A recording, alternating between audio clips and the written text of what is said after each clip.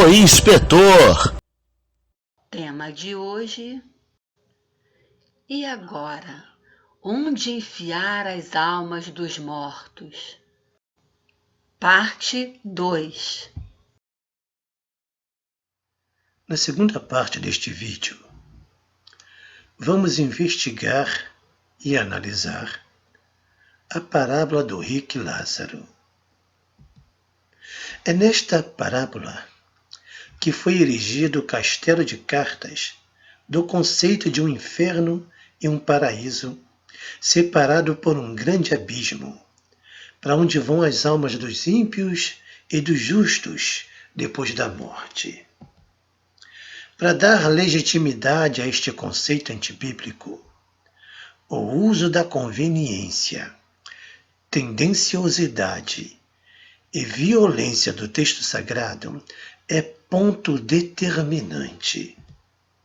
Se não fosse por esse meio desonesto com a palavra de Deus, a doutrina da imortalidade da alma não teria como subsistir. É exatamente isso que você vai ver no próximo vídeo, pois o inspetor está aqui para ajudar você a ver detalhes que você não percebeu. Neste vídeo do programa, vejam só, você vai ver o pastor Jamerson, logo no início do programa, tentando provar que a parábola do rico Lázaro não é uma parábola, mas uma narrativa verdadeira, ou seja, um fato real, uma história que aconteceu. Para isso, ele parte do princípio de que os elementos das 40 parábolas contadas por Jesus pertencem ao mundo real, isto é, fazem parte do dia a dia, do mundo em que vivemos. Então ele começa a elencar alguns desses elementos da parábola para exemplificar o seu argumento. Ele cita como exemplos o fermento, a ovelha, a vinha e as parábolas do administrador infiel e do filho pródigo, que contêm elementos da vida real, isto é, elementos que existem no mundo em que vivemos, no nosso dia a dia. Ele afirmou que este é o estilo literário de uma parábola, ou seja, usar elementos reais, verdadeiros, para uma aplicação espiritual. Ele afirmou também que Jesus não usou elementos fictícios ou falsos, não usou símbolos nas parábolas, mas apenas elementos verdadeiros da vida real. Então ele conclui que se Jesus usou elementos verdadeiros nas 40 parábolas, não poderia ser diferente na parábola do rico e Lázaro. Quer dizer, os elementos dessa parábola também são verdadeiros. Logo, ele conclui que se os elementos da parábola do rico e Lázaro são verdadeiros, então não se trata de uma parábola, mas de uma história verdadeira. Veja o vídeo. Naturalmente, eu vou tentar demonstrar que a história trata-se de uma narrativa, né? Uma narrativa verdadeira. Não pode ser uma história fictícia, não pode ser uma história mentirosa ou sem um fundo de verdade.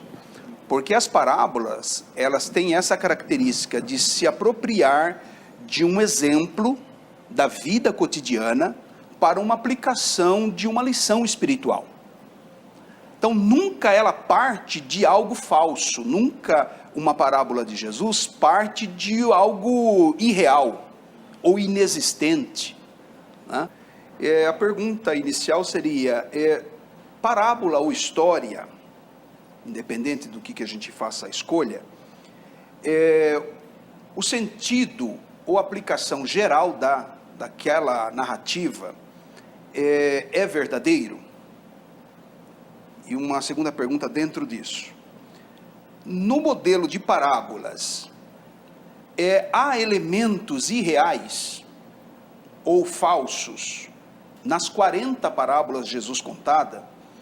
Ele alguma vez se utilizou de símbolos ou de elementos que não sejam reais para aquela aplicação da verdade? Por exemplo, a parábola do fermento. O fermento existe. A parábola do administrador infiel que o senhor citou é um exemplo do cotidiano. A parábola de Natã para Davi, ele cita um homem que tinha ovelhas. Ovelha existe, é real. A do filho pródigo, uma família com os problemas familiares de um filho que sai e gasta riqueza. Ou seja, são 40 parábolas. A de Isaías, por exemplo, que faz uma parábola sobre o vinhedo. Então ele cita as vinhas, o lagar que o construtor fez para pisar as vinhas, e depois as uvas não brotaram, as parreiras não deram fruto. Ou seja, tudo isso são elementos reais. E essa é a característica do estilo literário parábola. Você usar um elemento da natureza, do dia a dia das pessoas, e faz então uma aplicação espiritual. Nessa parece ser a tentativa do pastor Jamierson de provar que a parábola do rico e Lázaro é uma história verdadeira e não uma parábola, pelo fato de Jesus ter usado elementos verdadeiros em todas as parábolas, é um argumento muito fraco. Na verdade, é um argumento sem fundamento. Como ele mesmo disse, a característica do estilo literário de uma parábola é utilizar elementos verdadeiros da vida cotidiana para uma aplicação espiritual. Porém, o fato dos elementos da parábola serem verdadeiros, isso não torna a parábola verdadeira. Caso contrário, poderíamos concluir que todas as parábolas contadas por Jesus são histórias verdadeiras que aconteceram de fato, pela simples razão dos elementos serem verdadeiros. Isso seria uma conclusão absurda. As parábolas da ovelha perdida e do filho pródigo, por exemplo, apesar de conter elementos verdadeiros da vida cotidiana, não implica que essas histórias existiram na vida real. Foram histórias inventadas ou criadas por Jesus para um fim espiritual. O mesmo acontece com todas as demais parábolas. São histórias inventadas e não verdadeiras. O próprio termo parábola significa comparação, história fictícia. Portanto, o argumento do pastor Jamierson não faz nenhum sentido. Podemos dizer que o pastor Jamierson deu uma viajada. Depois, então, de expor suas ideias de que todas as parábolas contadas por Jesus contêm elementos verdadeiros da vida cotidiana, o pastor Jamierson, logo em seguida, fez a seguinte pergunta para o pastor Sérgio Monteiro. Partindo do pressuposto que os elementos nas demais 40 parábolas não são fictícios, não são irreais ou falsos, nessa daqui, ele quer dizer na parábola do rico e Lázaro, por que seria? Veja o vídeo. Partindo desse pressuposto que os elementos nas demais 40 parábolas não são fictícios, não são irreais ou falsos, nessa daqui, por que seria? O pastor Sérgio Monteiro não pensa diferente sobre isso e prontamente responde que os elementos da parábola do rico e Lázaro são verdadeiros, sim. Confira o vídeo. Isso é fato. Jesus ele utiliza elementos verdadeiros na parábola do rico e Lázaro, nessa parábola. A parábola do rico e Lázaro, essa história, Jesus faz isso. Ele utiliza vários elementos verdadeiros. Ele utiliza vários elementos reais. Agora quero chamar sua atenção para a mudança de paradigma do pastor Jamierson, quando o pastor Sérgio Monteiro lhe faz a seguinte pergunta. Assista aí. Existem elementos reais na parábola. Então, o argumento de que ele não está utilizando elementos reais, ele não é 100% verdadeiro, porque sim, ele está utilizando. Mas ele insere outros elementos que estavam dentro do mundo de evidência, da cosmovisão, de alguns que estavam ali. Mas uma vez que a definição clássica dualista ensina que os mortos estão desencarnados, sobrevivendo apenas na forma incorpórea e imaterial, é isso, certo? Sim. Exatamente. Como é possível o texto descrever os sofrimentos do rico de maneira tão corpórea? E as almas possuem línguas, dedos. E aí a última pergunta, a última das 22 perguntas aqui. Este ente espiritual, alma, desencarnado, ele consegue interagir, o ente espiritual, alma, consegue interagir com elementos físicos como a água, ao ponto de colocar o dedo na água e tê-la e sentir e ser refrescado a sua sede em decorrência disso? Ou seja, uma interação entre físico e não físico e material? Para você entender bem o assunto, vamos resumir tudo que foi apresentado até aqui. Para provar que a parábola do rico e Lázaro não é uma parábola, mas uma história verdadeira, o pastor Jamierson alegou o seguinte. Em todas as parábolas, Jesus usou elementos do mundo real, ou seja, coisas que existem no mundo em que vivemos. Por exemplo, ovelha, fermento, vinha, são elementos da parábola que existem no mundo em que vivemos. Partindo desta ideia, ele disse que os elementos da parábola do rico e Lázaro também são elementos do mundo em que vivemos. Jesus não usou símbolos, elementos fictícios ou falsos nas demais parábolas, e não poderia ser diferente na parábola do rico e Lázaro. O pastor Sérgio Monteiro concorda, dizendo que os elementos da parábola do rico e Lázaro são verdadeiros, que fazem parte do mundo em que vivemos. Mas quando o pastor Sérgio Monteiro fez aquela pergunta para o pastor Jamierson, ele muda de argumento. Você já entrou num restaurante tipo self-service? Aquele restaurante que você escolhe o que quer comer? No próximo vídeo, você vai ver o pastor Jamierson fazendo um self-service na parábola do rico e Lázaro. Ele que defendia que os elementos da parábola do rico e Lázaro não são elementos figurados ou simbólicos, fictícios ou falsos, mas são elementos verdadeiros que existem no nosso mundo real. Muda de ideia quando o pastor Sérgio Monteiro lhe fez aquela pergunta. Agora ele vai argumentar que Jesus usou linguagem simbólica ou figurada na parábola do rico e Lázaro. Mas antes, ele argumentou que Jesus não utilizou linguagem figurada ou simbólica em suas parábolas. Mas agora, na parábola do rico e Lázaro, isso é uma exceção. Essa, então, é a única parábola que Jesus utilizou símbolos e linguagem figurada, de acordo com o pastor Jamierson. Pois se os elementos da parábola do rico e Lázaro fossem elementos verdadeiros, isso seria um grande problema para o pastor Jamierson. Por isso, ele vai fazer um self-service na parábola do rico e Lázaro, usando o seu garfo da conveniência e escolher o que é bom para ele.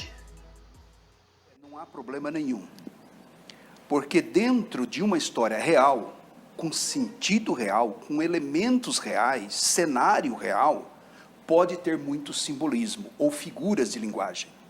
Então você pega, por exemplo, a eternidade, o céu, morada de Deus, vai falar de rio, vai falar de árvore da vida, vai falar de ruas de ouro, vai falar de coroa, o que vencer darei a uma coroa. Será que nós no céu teremos de fato um aro dourado, né?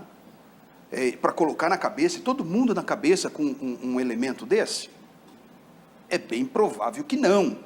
Mas são figuras de linguagem ou figuras de retórica que, na falta de outras expressões, né, nós nos utilizamos para dar sentido ao texto.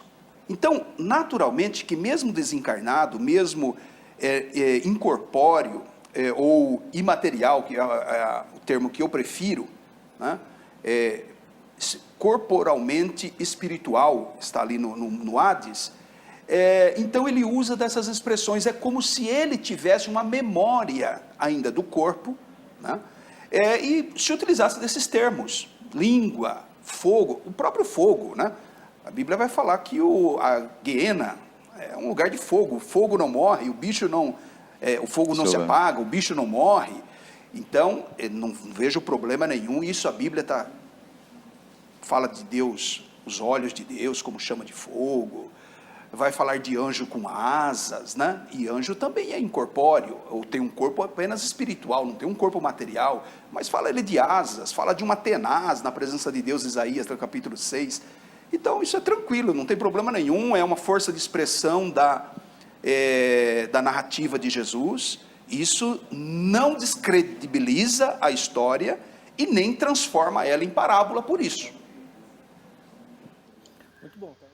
Você viu o pastor Jamerson fazendo uso da conveniência para impor sua crença na imortalidade da alma. A pergunta que fazemos é: qual o critério que ele usou para definir o que é figurado e o que é literal na parábola do rico e Lázaro? O pastor Jamerson criou seu próprio critério. Assim, ele pôde definir como figurado tudo aquilo que não convém a ele, e literal tudo aquilo que lhe favorece.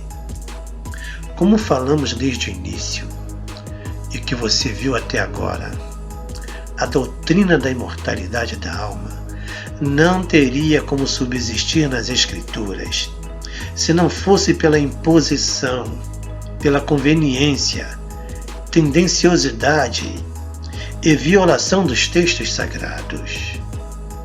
Esta não é uma doutrina natural das Escrituras, porque não pertence a ela. Isso é fácil de perceber pela grande quantidade de textos que contrariam essa falsa doutrina. Você viu em várias ocasiões o pastor Jamerson usando a conveniência, sendo tendencioso e violando o texto sagrado para manter a doutrina da imortalidade da alma. Vamos analisar a resposta do pastor Jamerson que ele deu ao pastor Sérgio Monteiro. Você viu o desespero do pastor Jamerson em sua tentativa infeliz de tentar provar que a parábola do rico e Lázaro é uma narrativa verdadeira.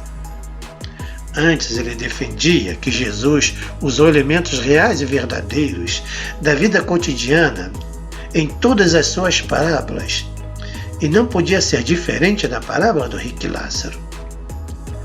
Vendo o problema que isso lhe causou, ele muda de ideia, e agora, para provar que a parábola do rico e Lázaro é um fato real, uma história verdadeira, ele defendeu a ideia de que uma narrativa verdadeira pode sim haver elementos figurados e simbólicos.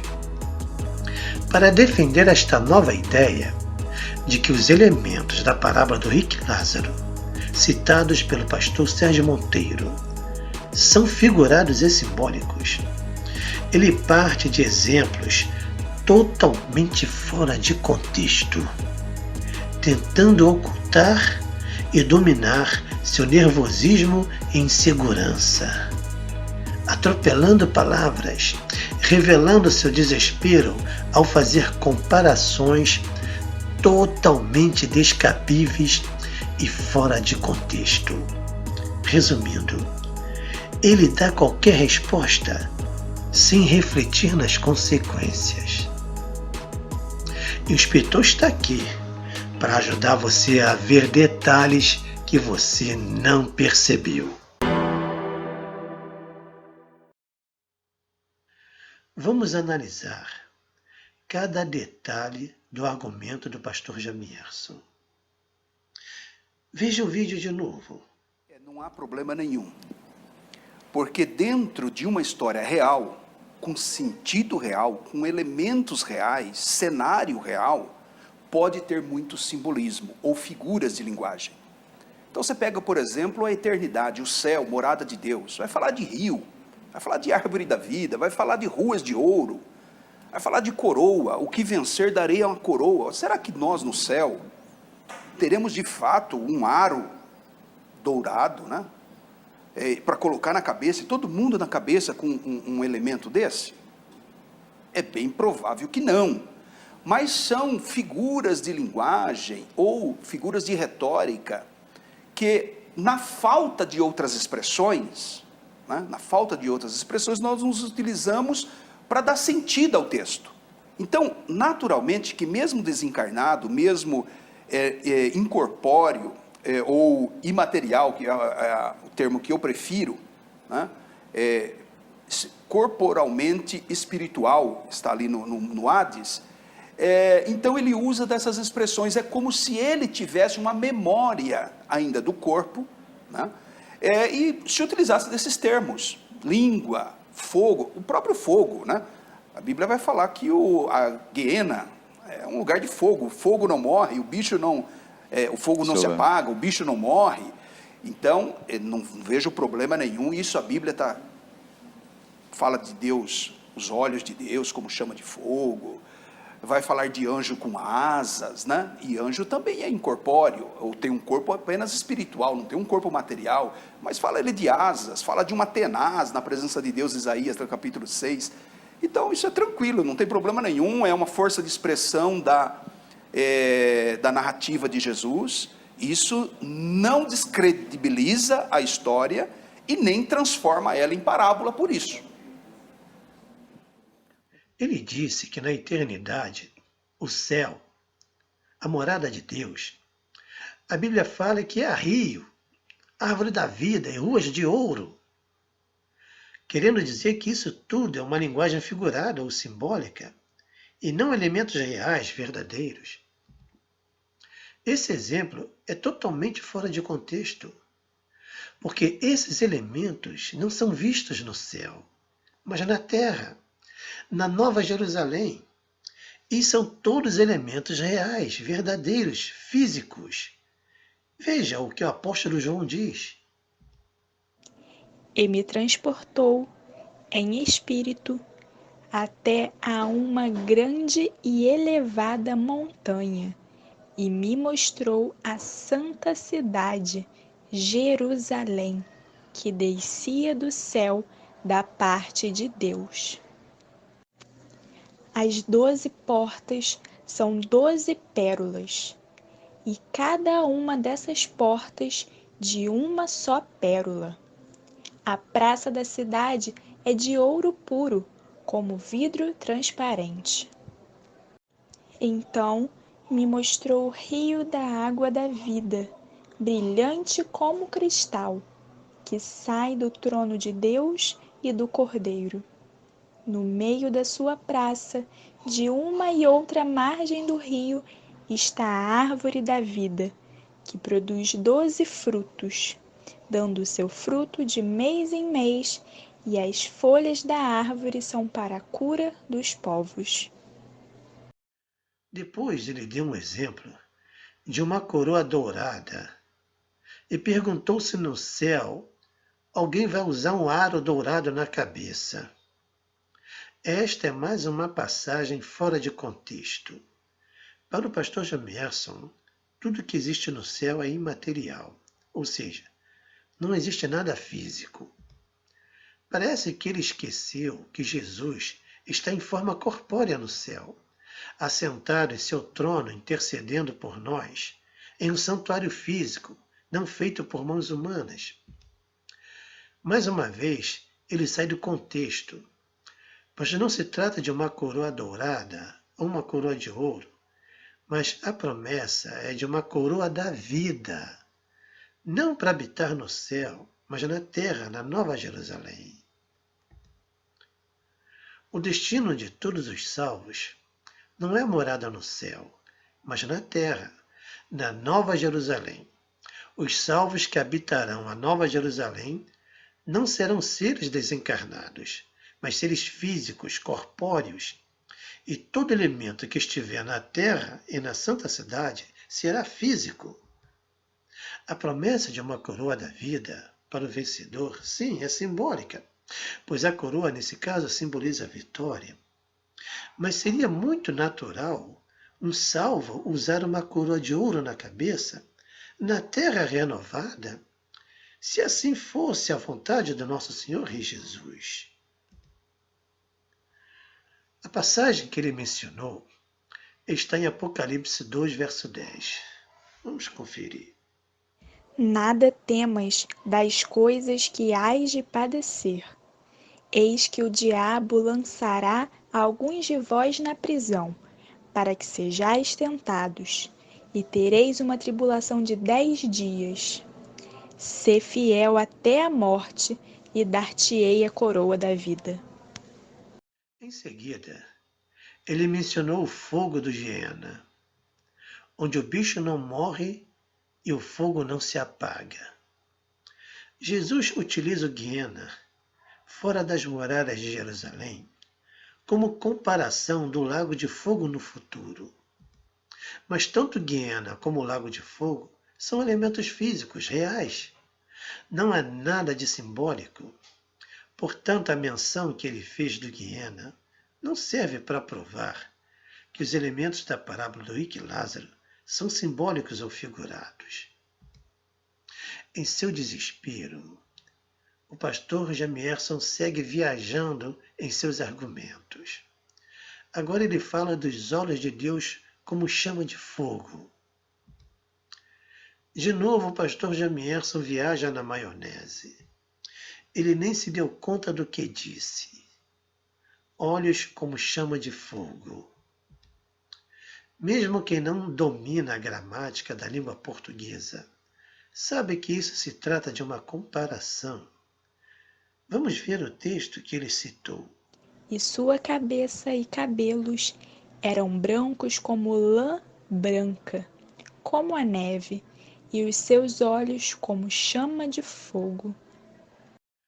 João, ao descrever a glória de Cristo no livro do Apocalipse, busca elementos conhecidos pelos seus leitores para tentar, de uma forma muito pálida, descrever a deslumbrante glória do nosso Senhor Jesus, que ele estava contemplando em visão. Então, para tentar descrever o brilho intenso dos olhos do Senhor Jesus, veio à sua mente o brilho do fogo. Assim ele descreveu: os seus olhos como chama de fogo. João não estava dizendo que os olhos de Jesus eram fogo, mas que brilhavam como fogo. Portanto, o fogo mencionado por João nesse texto é um elemento real, verdadeiro. Não há nada de figurado simbólico aqui. Continuando em sua viagem, escorregando na maionese, ele parte para os anjos com asas. Do seu ponto de vista espiritualista, tudo tem que ser espiritual e imaterial. Assim ele entende que os anjos são seres imateriais, incorpóreos. Portanto, suas asas são simbólicas, figuradas. Porém, a Bíblia nos apresenta os anjos como seres físicos, corpóreos. Apesar de possuírem natureza diferente dos seres humanos, eles possuem a propriedade de se materializarem e se tornarem como humanos, ou preservarem suas aparências gloriosas. Mesmo em sua natureza peculiar e invisível aos nossos olhos, eles continuam a ser seres físicos, corpóreos, ainda que tenham uma essência diferente dos seres humanos. Portanto, isso nada impede que eles tenham asas literais, verdadeiras, como descritas pelos profetas. E esse fato não serve para provar que a parábola do rico e Lázaro é uma narrativa verdadeira. Nesta altura dos acontecimentos, eu pergunto mais uma vez: você ainda acredita que a doutrina da imortalidade da alma é bíblica? Veja no gráfico os elementos da parábola do rico e Lázaro, que são figurados ou simbólicos em cor vermelha, e os que são literais ou verdadeiros em cor verde. Isso de acordo com o pastor Jamierson. Observe o self-service do pastor Jamierson. Todo elemento que ele considera como físico não serve para ele. Então ele diz que é simbólico ou figurado. Veja no gráfico representado em vermelho. Já o rico e Lázaro, segundo o entendimento dele, são almas desencarnadas. Então, são elementos verdadeiros. No gráfico está representado em verde. Na ótica do pastor Jamierson, somente o rico e o Lázaro são elementos verdadeiros, dentro do mundo que ele chama de metafísico. Os demais elementos são todos figurados ou simbólicos, visto que contrariam as ideias imortalistas do pastor Jamierson. Isso é o cúmulo dos absurdos. Para fecharmos este assunto, vamos rever a pergunta do pastor Sérgio Monteiro, a resposta do pastor Jamierson e o comentário que o pastor Sérgio Monteiro fez da resposta do pastor Jamierson. Vamos ver o vídeo. Partindo desse pressuposto que os elementos nas demais 40 parábolas não são fictícios, não são irreais ou falsos, nessa daqui, por que seria? Isso é fato. Jesus ele utiliza elementos verdadeiros na parábola do rico e Lázaro, nessa parábola. A parábola do rico e Lázaro, essa história, Jesus faz isso. Ele utiliza vários elementos verdadeiros. Ele utiliza vários elementos reais. Existem elementos reais na parábola. Então, o argumento de que ele não está utilizando elementos reais, ele não é 100% verdadeiro, porque sim, ele está utilizando. Mas ele insere outros elementos que estavam dentro do mundo de evidência, da mundividência, da cosmovisão, de alguns que estavam ali. Mas uma vez que a definição clássica dualista ensina que os mortos estão desencarnados, sobrevivendo apenas na forma incorpórea e imaterial, é isso, certo? Sim. Exatamente. Como é possível o texto descrever os sofrimentos do rico de maneira tão corpórea? E as almas possuem línguas, dedos. E aí a última pergunta, a última das 22 perguntas aqui.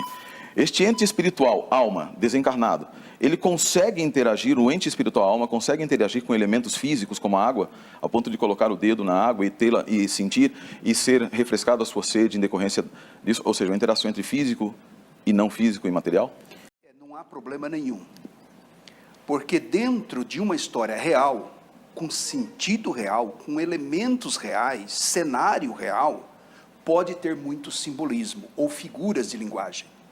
Então você pega, por exemplo, a eternidade, o céu, morada de Deus, vai falar de rio, vai falar de árvore da vida, vai falar de ruas de ouro, vai falar de coroa, o que vencer darei a uma coroa. Será que nós no céu teremos de fato um aro dourado, né? Para colocar na cabeça, e todo mundo na cabeça com um elemento desse? É bem provável que não. Mas são figuras de linguagem ou figuras de retórica que, na falta de outras expressões, né, nós nos utilizamos para dar sentido ao texto. Então, naturalmente, que mesmo desencarnado, mesmo incorpóreo ou imaterial, que é o termo que eu prefiro, né, corporalmente espiritual, está ali no Hades, Então ele usa dessas expressões, é como se ele tivesse uma memória ainda do corpo, né? E se utilizasse desses termos, língua, fogo, o próprio fogo, né? A Bíblia vai falar que a Guiena é um lugar de fogo, o fogo não morre, o bicho não, o fogo não se apaga, o bicho não morre. Então, não vejo problema nenhum, isso a Bíblia fala de Deus, os olhos de Deus como chama de fogo, vai falar de anjo com asas, né? E anjo também é incorpóreo, ou tem um corpo apenas espiritual, não tem um corpo material, mas fala ele de asas, fala de uma tenaz na presença de Deus, Isaías, no capítulo 6, então isso é tranquilo, não tem problema nenhum, é uma força de expressão da narrativa de Jesus, isso não descredibiliza a história e nem transforma ela em parábola por isso. Pastor, mas justamente esse é o problema, porque assim, fica muito conveniente a gente utilizar, quando ela não condiz com o que nós queremos, é uma figura de linguagem. É uma figura de linguagem. Quando não, é parábola. Justamente pela existência dessas figuras de linguagem no texto, e que são figuras de linguagem muito fortes, que não condizem com a própria definição clássica do imaterial e incorpóreo, é que nós compreendemos que dentro do contexto bíblico, dentro da macrovisão bíblica, o texto é uma parábola. O texto é uma parábola porque ele contém elementos de verdade. Sim, é verdade, contém elementos de verdade. Existem pessoas que estão ali, existem pessoas que estão usufruindo de forma errada, usando de forma incorreta a riqueza do conhecimento que lhe foi dado.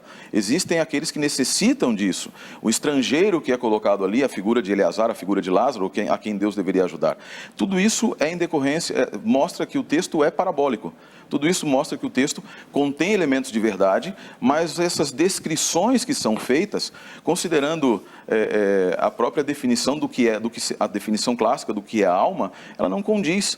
E nós não podemos colocar assim, são elementos simbólicos ou figuras de linguagem que nós utilizamos, porque não somos nós que estamos utilizando, não é a teologia do século XXI que está utilizando. É Lucas ou Jesus lá no século I que está utilizando, e ele não está utilizando a figura de linguagem que ele criou naquele momento, mas ele está utilizando algo que era comum e conhecido naquele tempo. Por exemplo, o seio de Abraão, Berrakosh el Avraham. Esse é uma figura que era conhecida, vai se tornar muito conhecida no terceiro século depois de Cristo, na literatura judaica, mas é um estado, é um local, melhor dito, que a literatura intertestamentária de Qumran, ela cita sem dar esse nome. Mas Provérbios vai falar, por exemplo, que o seio é um local de proximidade, de amizade, mostrando uma grande proximidade. Todos esses elementos, a língua, etc., não podem ser apenas uma memória do corpo. Por que não pode ser uma memória do corpo? Porque ele não fala assim, eu estou sentindo de forma hiperbólica, puxa vida, eu tenho aqui apenas... Não, eu preciso receber aqui agora...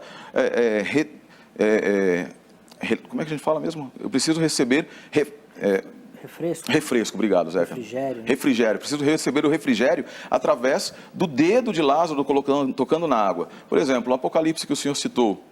Em Apocalipse, nós não cremos que haja simbolismo das ruas de ouro. Nós não cremos que haja simbolismo da árvore da vida, nem do rio de cristal, nem absolutamente nada disso. É literal. Nós entendemos que seja literal, nós viveremos eternamente com Deus em ruas de ouro e etc. Então, por causa disso, nós não necessitamos do artifício do simbolismo apocalíptico, trazendo então para um simbolismo da própria parábola.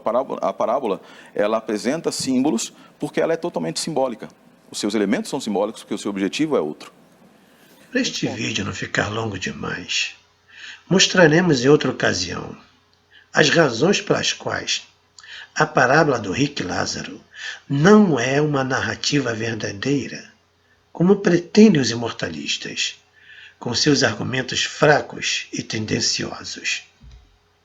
Este vídeo teve o propósito de mostrar para você que a doutrina da imortalidade da alma só subsiste pela imposição, pela força e violência sobre as escrituras sagradas por parte de seus defensores.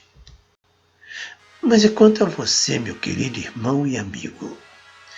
Depois de tudo que você viu neste vídeo, você está confuso? Ainda tem dúvida? Se de alguma forma você está se sentindo afligido, angustiado, Eu tenho algo a dizer a você. Não tenha medo e não fique preocupado, porque a salvação não depende de conhecermos toda a verdade. Deus não exige isso de nós. A Bíblia Sagrada é muito clara sobre esse assunto. Tudo o que precisamos fazer é crer em Jesus Cristo como nosso único Salvador e entregar o nosso coração totalmente a Ele e viver em comunhão com Ele diariamente. Isso é o suficiente. Jesus é tudo o que precisamos. Mas se você não quer ficar na superficialidade e quer entender melhor o assunto, mas não sabe como fazer e por onde começar, eu tenho algumas dicas para você. Primeiro de tudo, ore ao Espírito Santo, pedindo a Ele sabedoria e entendimento. E Ele vai ajudar você, pois Ele é o nosso auxiliador. Acredite no que você leu e entendeu na Bíblia, nos textos claros e diretos. Seja obediente. Continue assistindo aos vídeos do inspetor, pois estou aqui para ajudar você a ver detalhes que você não percebeu. Em meus futuros vídeos, darei a você dicas e ferramentas para interpretar corretamente a Bíblia. Certamente você já ouviu aqui no YouTube e nas redes sociais um grupo de pastores acusando os adventistas do sétimo dia de ensinarem heresias e que a Igreja Adventista do sétimo dia é uma seita. Esse grupo de pastores tem feito muito barulho para chamar a atenção das pessoas. Sua apologética consiste em ataques pessoais contra os adventistas. Acusa a igreja de ensinar heresia, que suas doutrinas são perigosas, que é uma seita. Chama seus pastores de mentirosos e pastores de fundo de quintal. Seus ataques não se restringem ao campo das ideias, mas são direcionados a indivíduos, a instituição. Isto está longe do sentido de apologia. Estão fazendo a obra do diabo. Acusar, chamar de mentiroso, denegrir a imagem, torcer os fatos, dissimular a verdade. Isso tudo eles fazem com incrível maestria. Mas no campo das ideias, eles põem os rabinhos entre as pernas, abaixam as orelhinhas e saem de fininho caladinhos. Bando de covardes, mercenários, empresários da fé. Assustam o povo de Deus, dizendo que os adventistas são perigosos, que ensinam heresias, que a igreja é uma seita.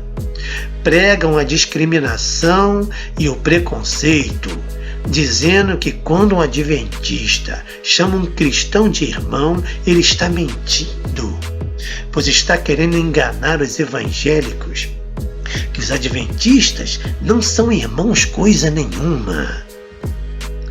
Fazem grande alarde, muito barulho, com palavras cheias de veneno. Agora eu pergunto, com toda essa apologética vergonhosa, eles provaram que a Igreja Adventista do sétimo dia é uma seita e que ensina heresias? É assim que provamos que uma determinada denominação é uma seita e que ensina heresias, denegrindo a imagem dela, fazendo acusações, dizendo calúnias, difamando, mentindo contra essa denominação? Isso prova alguma coisa? Ou prova o mau caráter das pessoas que fazem isso? A Igreja Adventista do sétimo dia é uma igreja transparente e expõe suas 28 crenças fundamentais a público.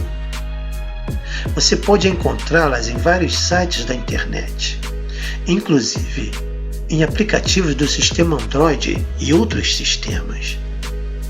Você, meu querido irmão e amigo, que assistiu este vídeo, viu um exemplo da verdadeira apologia, pois fiquei somente no campo das ideias. Minha última dica para você, meu querido irmão e amigo, que não quer ficar na superfície, além das dicas que já dei atrás, é dar um dislike nesses apologistas que fazem ataques pessoais aos adventistas. Não contribua para a perdição deles e não se contamine com os pecados deles. Eles prestarão contas a Deus por suas condutas levianas. Quanto a você, não tome parte nos pecados deles. Mostre que você não está satisfeito através de seus comentários e dislike. Você que dizima para estes pastores, João Flávio Martinez, Elias Soares e outros que fazem parte do CACP. E você que ouve seu pastor acusar os adventistas de seita e que ensinam heresias, a minha dica é essa. Cobrem deles as questões apresentadas nesse vídeo. Eles são responsáveis pelos que ensinam a vocês. Portanto, é mais do que justo você inquirir a respeito da verdade. Isso é um direito seu. Pergunte para eles onde está escrito na Bíblia que Sheol e Hades é uma região para onde vão as almas das pessoas quando morrem. Pergunte onde está escrito que o homem tem uma alma imortal. Mande o link desse vídeo para esses pastores. Quero ver eles refutarem. Estarei esperando por isso. Inclusive para o pastor Elias Soares. Se ele não refutar este vídeo, não gaste seu dinheiro comprando aqueles livros, perguntas difíceis de responder. Envie este vídeo para o pessoal do CACP. Cobrem deles uma resposta e envie aqui para o inspetor. Estou aguardando. Isso ajudará você, querido irmão, a tomar uma decisão acertada. Ao comparar o argumento de um e de outro, você vai sair da superficialidade e vai amadurecer no conhecimento da palavra de Deus. Você vai descobrir quem está enganando você. Ore ao Espírito Santo para que ele ilumine você.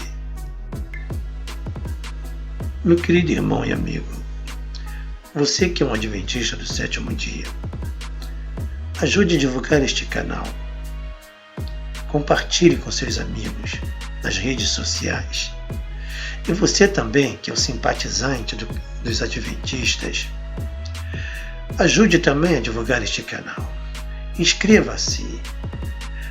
Dê o seu like, isso vai ajudar o canal a crescer. Nos ajude nesta obra, para que essa palavra, esta mensagem, que será transmitida através desses vídeos, alcance muitas pessoas que estão em busca da verdade. Obrigado, que Deus abençoe a todos. Primeiramente, eu quero agradecer ao Divino Espírito Santo pela realização deste vídeo. Se não fosse por ele, este vídeo não teria como ter sido realizado. Também quero agradecer ao meu querido filho Gabriel Alves da Costa, que se encontra neste momento no UNASP em São Paulo, do Engenheiro Coelho, na Universidade Adventista do Sétimo Dia, iniciando seu curso de teologia. Pelo apoio e incentivo que ele me deu na realização desse vídeo e nos demais vídeos. Também quero agradecer a você, meu querido irmão e amigo, que assistiu esse vídeo, que que deu seu like, que se inscreveu no meu canal e colocou no coração que vai ajudar um inspetor a divulgar este canal, para que mais pessoas sejam alcançadas. Que Deus abençoe a todos vocês. O meu muito obrigado.